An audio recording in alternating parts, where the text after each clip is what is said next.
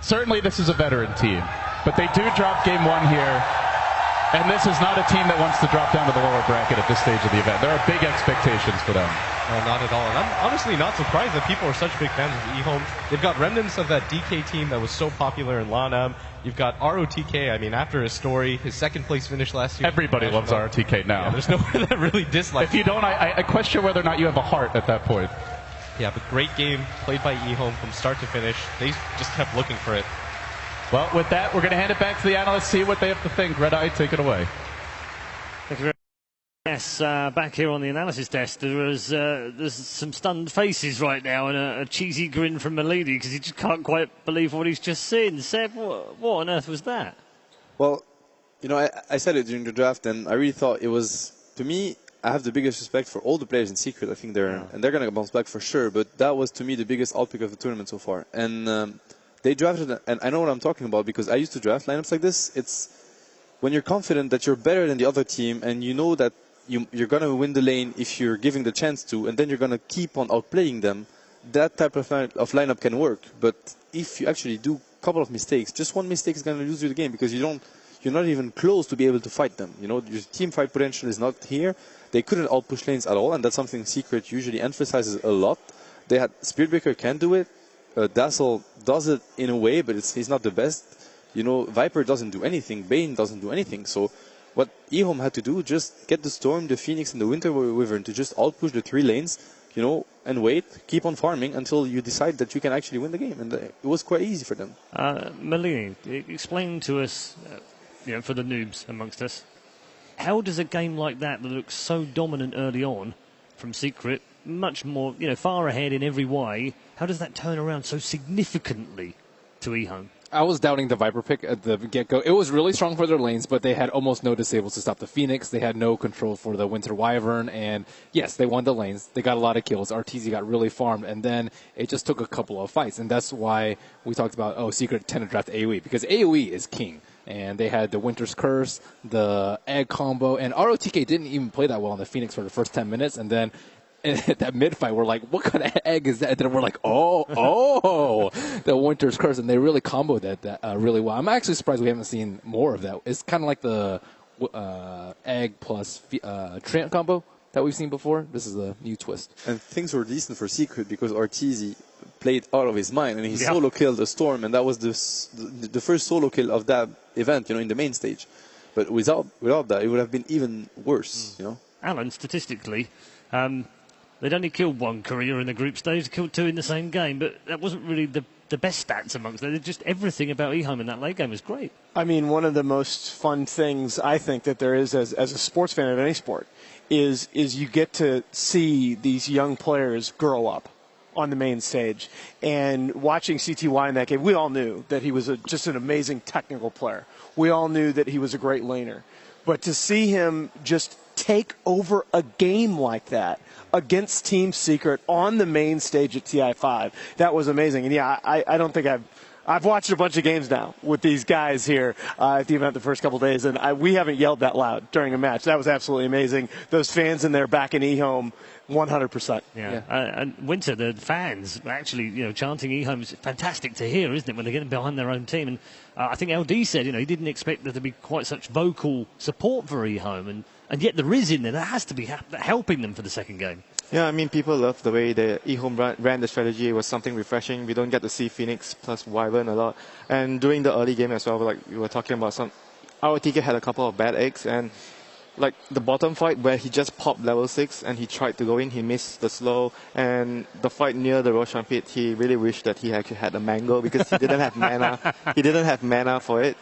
So there were a couple of plays that were almost cost them the whole game, but the fight that actually turned the game was the fight at the jungle where they caught a 3-man Winter's Curse, and they were actually like around 8,000 gold behind at that point, and it actually tells you how strong eHome's lineup, because you are able to take a fight being so much far behind, but you're still able to take a fight. Yeah, I think we can have actually we can take a look at that actually, because I think as soon as you pointed it out, let's actually take a look at that part of the game, and you can walk us through it on the screen. Winter, I wanted to give ROTK a new nickname, Bad Egg, in Chinese. It's going to be the fight. Coming to the ramp, they have a vision. Call down coming through as well. There we go. And here's why they picked the Winter Wyvern versus SF, because you completely nullify his effect on his BKB, and then the BKB runs out, and he has to deal with the Phoenix Egg, but he can't anymore. He has to run out.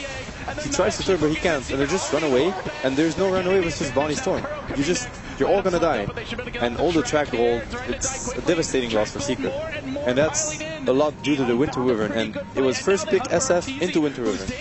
Yeah. I mean, they were really able to control the positioning of the SF in a lot of these fights by using those AoE skills.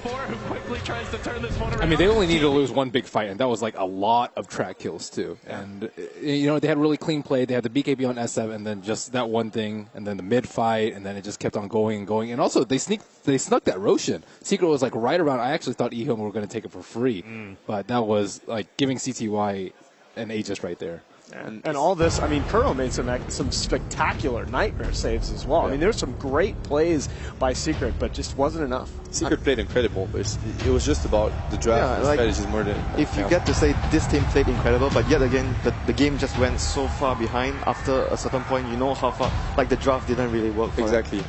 As a team, when you want to blame the draft, it's when you're like, we played really well and we did one thing wrong and suddenly the game was super hard. Then you need to look at the draft. Something must be wrong with it. But they also analyze it themselves, because you never see a Shadow Fiend get Boots of Travel that early.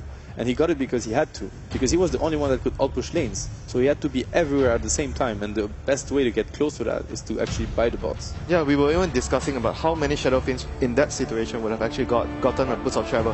Which is like, probably RTZ would be the only one like realizing that this situation is not good for us. We need someone to be split pushing a lot. Like, they understand the game way better. Yeah, he's not only mechanically good, he's very smart. And his understanding of, because, you know, we're sitting here, we're watching, so it's very easy for us to sometimes spot a threat or something. When you're playing live, means he's, you know, it's next level. No, I mean, I think I agree with a lot of what you guys are saying. That, I mean, Secret played phenomenally just to give themselves a chance in this game, and they had some great decision making. I will guarantee you guys one thing. I would bet a large sum of money. Secret aren't getting outdrafted two games in a row. eHome are going to need to play at this level and higher to knock them down to the losers bracket. Does Puppy look at this and think, a little bit of humility here, maybe we went a bit greedy in that first draft, let's do something different? I think it was a good approach from the games that we saw from eHome. It's like, okay, win the lanes, and then given Secret's like tendency to take control Roche and push high ground, I think it was a fine draft for the way they played. Okay. And in terms of Secret, Seb was saying earlier on that he felt that it's the sort of draft that you make when you're confident that you're going to win the game. But that didn't win out now, so does that change things for the second game? Yes, I think going in the first game, though, it was fine. Going in the second game, they have to change it up. It's just one-dimensional, you know, mainly. Their lineup just now was very one-dimensional. Usually you don't see that so much from Secret. Like, they will draft a lineup with a plan B and a plan C this time. You know, they're not going to draft themselves into a corner because they don't need to. The two teams met back at Mars TV. It was a 2-0 on that occasion from Secret. Was there anything we can take from that we can use now, again, that Secret can use against them? I think, you know, Secret is that good of a team. Like, they lost the game rather than that they got beaten by eHome. I'm not saying eHome played spectacular, but I think Secret can just look at their plays and their draft and the approach they had to the game, regardless of the team they're facing. You know, they're always going to face a strong team, and it's up to them to bounce back, and I'm pretty sure they will. Complacency is a dangerous thing. We know that. We've seen teams in the past go down that probably should have won. LGD springs to mind in the past. Would you think there might have been a little bit of that, Alan, in that last game?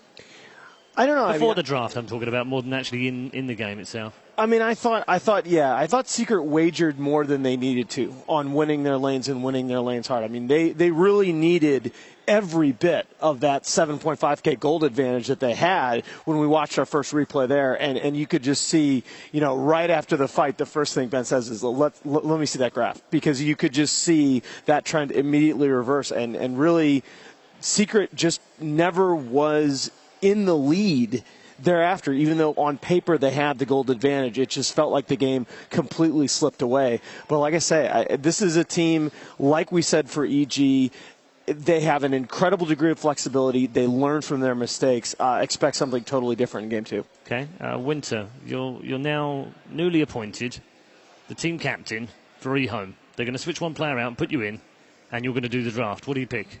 Where do you go? How do you draft against Secret?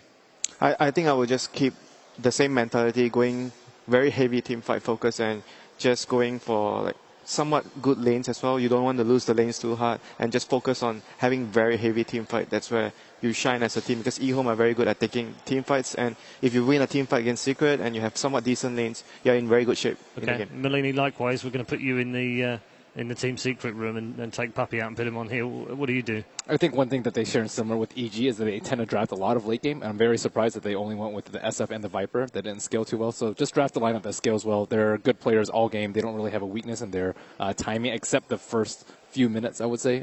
Sometimes they draft too greedy of lanes, which was the complete opposite of last game. It's quite an incredible achievement already when you think about eHome. I think LD mentioned in the commentary that they were only just on the last day got out of that bottom four. Had to win a couple of games to get out of that and get in the top four. They've done that. They're now in the upper bracket. They get the worst possible draw in the entire quarter-final against the hot favourites, and they've won the opening game. What really struck me about that performance is that you looked at ROTK when he got out of they were going for the break between the two games, and he was super calm, super, chilled. He's a very emotional player. You could, usually when he causes an upset, he's going to show it. He's going to show how happy he is about the performance. Here he was not, I won't say he was unhappy, obviously, but, he was very calm. So that's scary for Secret. It means eHome came into that best of three convinced they could win. So they keep the focus. They're not surprised they won. They won. They're going to, they're looking to win the second game. Yeah. Do you think that Secret, when they were in the pod afterwards, looked a little bit shell-shocked? It seems so. I mean, it's hard to tell from up here because we're not so close to them, but it did seem like it was a bit of a, wow, what just happened? Yeah, they probably saw it coming, playing that game, they probably felt what was wrong, when he gets the boots of Travis. They can tell something's wrong, so they saw it coming, but it's always, all right, it actually happened. We just lost the first map in the main event, although we're considered favourite to take it all. So. Yeah, okay, and we're into the final minute before the draft begins. Any final thoughts from you gentlemen about maybe eHome take this 2-0? I was thinking, what if Kuro had hit that egg one more time? Oh, yeah. Oh, yeah. That was really crucial. They could have actually